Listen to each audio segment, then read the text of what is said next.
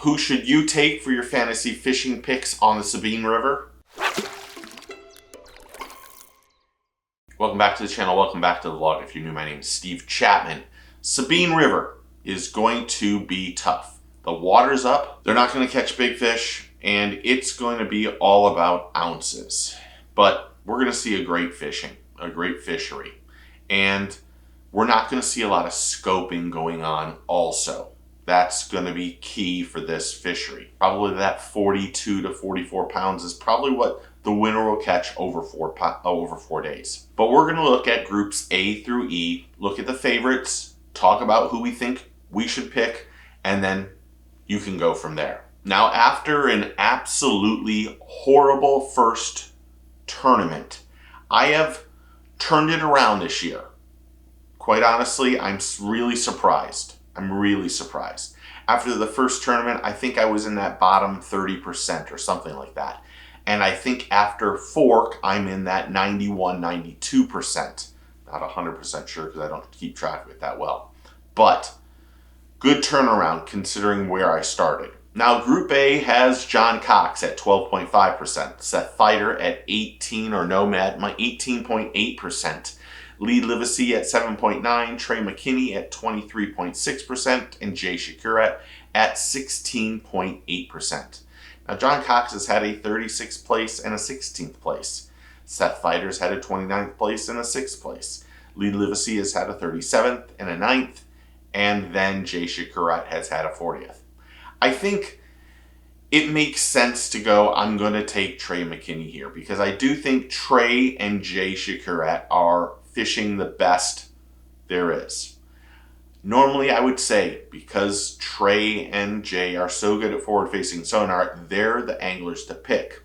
However, Seth Feider is who I'm going with in this one, only because last week on Fork, no forward-facing sonar, and he came in 10th place. And I'm always one of those people that likes momentum. Jay Shakurat and Trey McKinney both have a lot of momentum going into this. But a 29th place and a 6th place is really positive. So Group A, Seth Feider. Group B has Easton Fothergill at 28.2%, Jordan Lee at 7.5%, Brock Mosley at 28.9%, Brandon Palaniuk at 5.8%, and Tyler Williams at 7.8%. I think there'll be a lot of people that take Easton Fothergill because he is fishing great. Can't beat Palaniuk or Tyler Williams because they're both doing well. In fact, Brandon has finished 39th and 61st at that tournament. Jordan Lee is a great pick here too.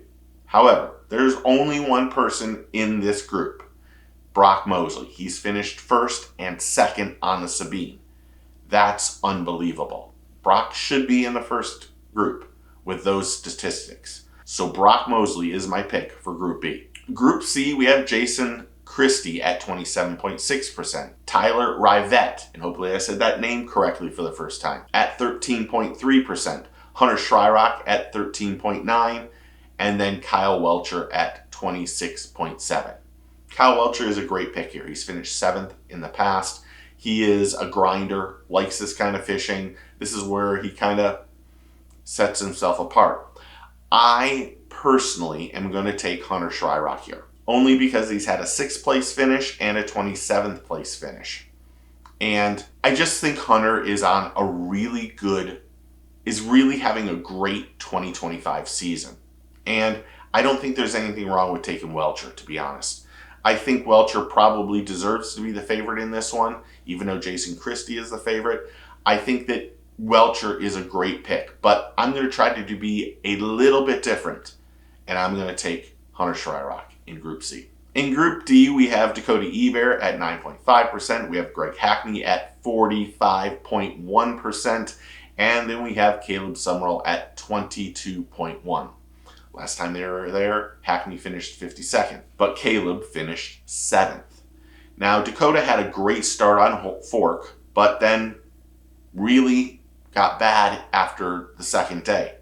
Finished in that 60th, 70th, which was really confusing. But this is a drastically different fishery. For me, I don't think there's anything wrong with taking Greg Hackney, especially after finishing 11th place or something last week on Fork without using forward-facing sonar. I'm going to take Caleb Summerall here. I think this is a really good tournament and designed for the way he fishes. So Caleb Summerall is who I'm taking in Group D. Now, without question, the hardest group for me was Group E.